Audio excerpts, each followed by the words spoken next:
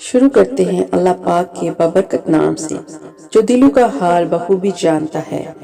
تو جو دوست میرے چینل پر نئے آئے ہیں برائے مہربانی میرے چینل کو سبسکرائب کر کے بیل نوٹیفیکیشن آن کر دیں تاکہ سب سے پہلے آپ کو ویڈیو مل جائے۔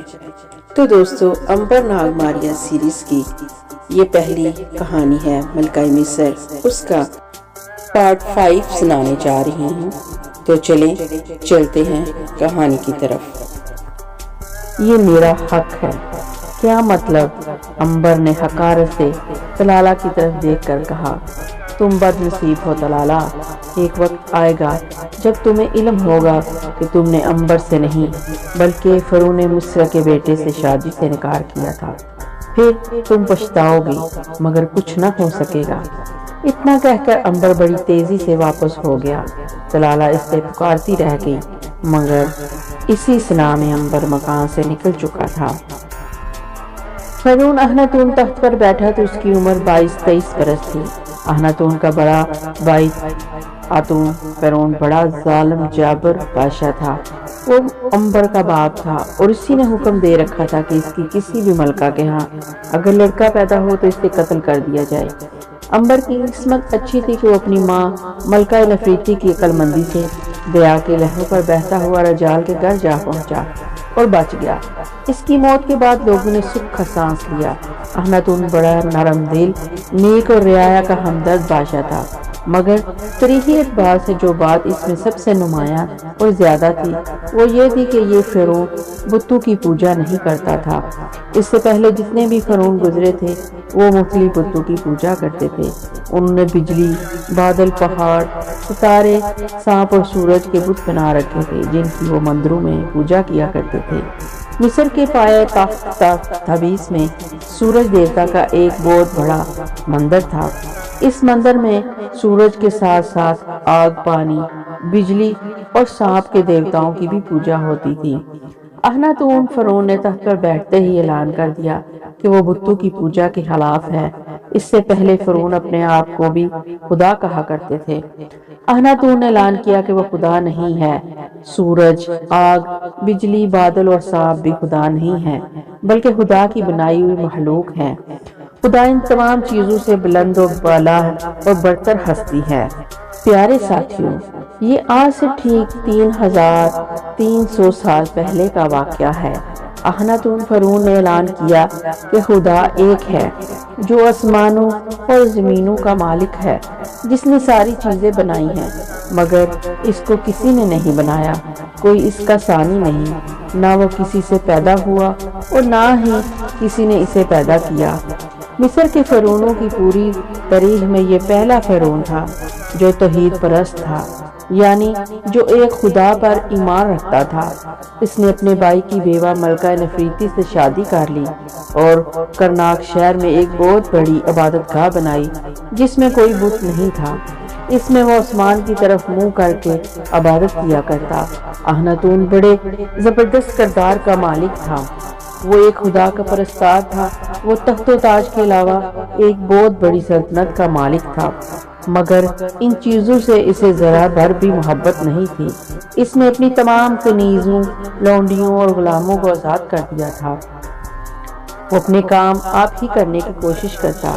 اس نے لوگوں کے پرانے مذہب یعنی بت پرستی کو خلاف قانون قرار دے کر بڑا انقلابی قدم اٹھایا تھا۔ اکثر لوگ اس کے خلاف ہو گئے، خاص طور پر بتوں کے بڑے پجاری تو آگ بگولا ہو گئے، کیونکہ ان کے حلوے مانڈے چلتے ہی بتوں کی پوجا کرنے والوں کے سر پر تھے، مگر اخناتون کے سامنے آنکھ نہیں اٹھا سکتے تھے اس لیے کہ وہ مصر کا بادشاہ تھا۔ مگر ان پجاریوں نے اندر ہی اندر اخناتون کے خلاف سازشیں کرنا شروع کر دی۔ امبر کا بچپن کا دوست قہرمان اب مصر کی فوج کا سپہ سالار بن چکا تھا۔ وہ اس چکر میں تھا کہ کسی طرح اخناتون فرعون کا تخت الٹ کر خود تخت پر قبضہ کرے۔ وہ بڑی جہدوجہد اور محنت کے بعد سپہ سالار کے عہدے تک پہنچا تھا۔ اس نے جب دیکھا کہ دربار کے سارے پجاری اخناتون کے خلاف ہو گئے ہیں تو اس نے پجاریوں کو اپنے ساتھ ملانے کا فیصلہ کر لیا۔ بڑے پجاری کا نام ارشمس تھا۔ ایک روز قہرمان نے ارشمس کو اپنے ساتھ لیا اور رتھ پر سوار کروا کر شہر سے باہر انگوروں کے باغ میں لے گیا۔ یہاں انگوروں کے بیلوں کے سائے میں سنگ مرمر کا ایک چبوترا بنا تھا۔ دونوں چبوترے پر بیٹھ کے پجاری ارشمس نے کہا، اے مصری فوج کے سپاہ سالار قہرمان، آپ نے مجھ کو کس لیے یاد کیا ہے؟ قہرمان نے تلوار کے قبضے پر ہاتھ رکھتے ہوئے کہا، ارشمس، تمہیں تو معلوم ہی ہے کہ فرعون اخناتون حد سے آگے بڑھ رہا ہے۔ وہ ہمارے باپ دادا کے مذہب کو برباد کرنے پر تلا ہوا ہے۔ اس نے ہمارے مندروں میں ہمارے بتوں کو توڑ دیا ہے۔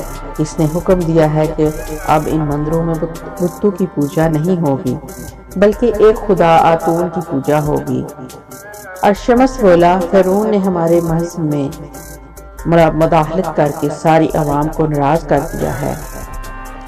کوئی پجاری ایسا نہیں جو فرعون کے حق میں ہو، اسے اچھا سمجھتا ہو۔ اس نے ہمارے آباء و اجداد کے بتوں کی توہین کی ہے۔ اس نے ایک ایسا گناہ کیا ہے جس کی سزا اسے دیوتا ضرور دے گے۔ قہرمان بولا، میں آسمانی دیوتاؤں کی طرف سے فرعون کو اس کے گناہ کی سزا دینا چاہتا ہوں کہ فرعون کو تخت سے اتار کر جلا وطن کر دیا جائے اور اپنے باپ دادا کے مذہب کو پھر سے بحال کیا جائے۔ اگر ہم نے ایسا نہ کیا تو 100 سال بعد ہمارے مذہب کا کوئی نام لینے والا بھی دکھائی نہ دے گا۔ ارشمس گہری سوچ میں پڑ گیا۔ قہرمان، آپ کیا چاہتے ہیں؟ آپ ہمارے آبائی مذہب کی کھوئی ہوئی عزت بحال کرنا چاہتے ہیں یا تخت پر قبضہ کرنا چاہتے ہیں؟ ارشمس نے قہرمان کے دل کی بڑی کمزور رگ پر ہاتھ رکھ دیا تھا، مگر قہرمان بھی بڑا چالاک تھا۔ اس نے اپنے دل کی بات چھپاتے ہوئے کہا، مجھے مصر کے تخت و تاج سے کوئی دلچسپی نہیں۔ میں صرف یہ چاہتا ہوں کہ اپنے باپ دادا کے مذہب کا کھویا ہوا وقار پھر سے بلند کیا جائے، مندروں میں پھر سے ہمارے بتوں کی پوجا ہو، گھروں میں پھر سے ہمارے بتوں کی حمد و ثنا کے ترانے گونجے، اور یہ اس وقت تک ممکن نہیں جب تک کہ فرعون مصر کو تخت سے اتارا نہیں جاتا۔ میرا مقصد صرف فرعون کو تخت سے ہٹانا ہے۔ میری طرف سے کوئی فرعون آ جائے مگر وہ ہمارے مذہب میں دخل نہ دے۔ ارشمس اندر ہی اندر سمجھ گیا تھا کہ قہرمان کو اپنے باپ دادا کے مذہب سے کوئی دلچسپی نہیں ہے۔ اسے اگر کوئی غرض یا لالچ ہے تو صرف مصر کے تخت و تاج حاصل کرنے کا لالچ ہے۔ چنانچہ اس مقصد کو حاصل کرنے کے لیے فرعون کی مخالفت کو اپنی غرض کے لیے استعمال کرنا چاہتا ہے۔ لیکن اس نے بھی اپنے دل کی بات چھپائی رکھی۔ وہ بھی یہی چاہتا تھا کہ مندروں میں پھر سے بتوں کی پوجا شروع ہو جائے اور اس کا حلوہ مانڈا چلتا رہے۔ فرعون چاہے کوئی بھی آ جائے، اس نے سر ہلا کر کہا، تم ٹھیک کہتے ہو قہرمان، اگر تمہارا عقیدہ یہی ہے تو میں تمہارے ساتھ ہوں۔ مصر کے تمام پجاری تمہارے ساتھ ہیں۔ ہم اپنے مذہب کی ذلت ہرگز برداشت نہیں کر سکتے۔ میں یہی چاہتا ہوں اور اسی پر عمل کروں گا۔ اس کے بعد قہرمان بڑے پجاری کو لے کر واپس چل پڑا۔ محل میں فرعون اخناتون کے خلاف اندر ہی اندر ایک گہری سازش پکنے لگی۔ بڑے پجاری ارشمس اور سپہ سالار قہرمان نے تمام بڑے بڑے درباریوں کو فرعون کے خلاف سازش میں اپنے ساتھ ملا لیا۔ اب وہ مناسب وقت کا انتظار کرنے لگے۔ اسے اتنا ضرور معلوم تھا کہ فوج کا ایک طبقہ نیک دل فرعون کی انسانی ہمدردی اور اصلاحات سے بہت خوش ہے، اس لیے کہ اس نے فوج کے بعد افسروں کی تنخواہیں بڑھا دی تھی، ان کا راشن بھی دگنا کر دیا تھا، ان کے بچوں کے لیے دریائے نیل کے کنارے کنارے خوبصورت مکان بنوا دیے تھے۔ اس کے خلاف قہرمان نے اندر ہی اندر زہر پھیلانا شروع کر دیا کہ فرعون نے فوج کے ایک حصے کو رشوت دے کر خریدنے کی کوشش کی ہے۔ پجاریوں نے بھی فوج میں یہ بات عام کر دی کہ فرعون اخناتون سے دیوتا ناراض ہو گئے ہیں۔ امبر فرعون کی اصلاحیت سے بہت خوش تھا۔ وہ اخناتون کی شرافت اور انسانی محبت کے جذبے اور ایک خدا کی عبادت کرنے کے خیال سے بہت متاثر تھا، مگر وہ محل سے باہر تھا اور بادشاہ کے لیے کچھ نہیں کر سکتا تھا۔ اسے معلوم ہو گیا تھا کہ قہرمان بادشاہ کے خلاف پجاریوں اور درباریوں کو اپنے ساتھ ملا کر سازش کر رہا ہے۔ وہ بادشاہ کی مدد کرنا چاہتا تھا اور مناسب موقع کے انتظار میں تھا۔ فرعون اخناتون کی یہ عادت تھی کہ وہ آدھی رات کو اٹھ کر غسل کرتا، پاک صاف ہو کر نیا لباس پہنتا اور اکیلا ہی محل سے نکل کر دریا کے کنارے ریت کے ٹیلوں کے پاس جا کر زمین پر قالین بچھا کر خدا کی عبادت کرتا۔ قہرمان بادشاہ کی اس عادت سے باخبر تھا۔ اس نے بادشاہ کو ہلاک کرنے کا منصوبہ بنا لیا۔ اپنے ایک خاص رازدار فوجی کو قہرمان نے تیر کمان دے کر ریت کے ٹیلے کے پاس بھیجا کہ جو ہی بادشاہ خدا کی عبادت کرنے بیٹھے وہ تیر کمان سے اسے ہلاک کر دے۔ عنبر کو معلوم تھا کہ قہرمان فرعون کے خلاف بغاوت کرنے کی تیاریاں کر رہا ہے اور وہ نیک دل فرعون کو ہلاک کر کے خود مصر کے تخت پر قبضہ کرنے کا خواب دیکھ رہا ہے۔ ایک روز وہ قہرمان کے دل کا راز معلوم کرنے اس کے گھر گیا۔ قہرمان عنبر کو دیکھ کر بڑا خوش ہوا۔ اس نے عنبر کو مور کا بنا گوشت کھلایا اور ادھر ادھر کی باتیں کرنے لگا۔ عنبر نے جان بوجھ کر چہرہ اداس بنا لیا۔ قہرمان نے پوچھا، کیا بات ہے عنبر، آج تم اداس نظر آ رہے ہو؟ عنبر نے جھوٹ موٹ بھار کر کہا، قہرمان تمہیں کیا بتاؤں، جب سے فرعون اخناتون تخت پر بیٹھا ہے میں پریشان ہو گیا ہوں۔ جس وقت میں یہ سوچتا ہوں کہ ہمارے باپ دادا کا پرانا مذہب نیست و نابود ہو جائے گا تو میرا دل غم کی گہرائیوں میں ڈوب جاتا ہے۔ اخناتون کو یہ حق ہرگز نہیں ہے کہ وہ ہمارے آباء و اجداد کے مذہب کو تباہ کرے اور ہمارے دیوتاؤں کی مورتیوں کو توڑ کر انہیں مندروں سے نکال دے۔ قہرمان بڑا خوش ہوا کہ عنبر بھی اس کا ہم خیال ہے اور فرعون اخناتون کے خلاف تھا۔ اس نے عنبر کے کندھے پر ہاتھ رکھ کر کہا، اس بات سے میں بھی بہت پریشان ہوں عنبر، اور ساری رعایا پریشان ہے، سارے پجاری اور درباری پریشان ہیں۔ وہ یہ کبھی برداشت نہیں کر سکتے کہ اخناتون ہمارے مذہب پر قاتلانہ حملہ کرے۔ قاتلانہ حملہ تو اس نے کر دیا ہے قہرمان۔ اس وقت مصر کے کسی مندر میں ہمارے مذہب کا، ہمارے دیوتاؤں کا ایک بھی بت نہیں ہے۔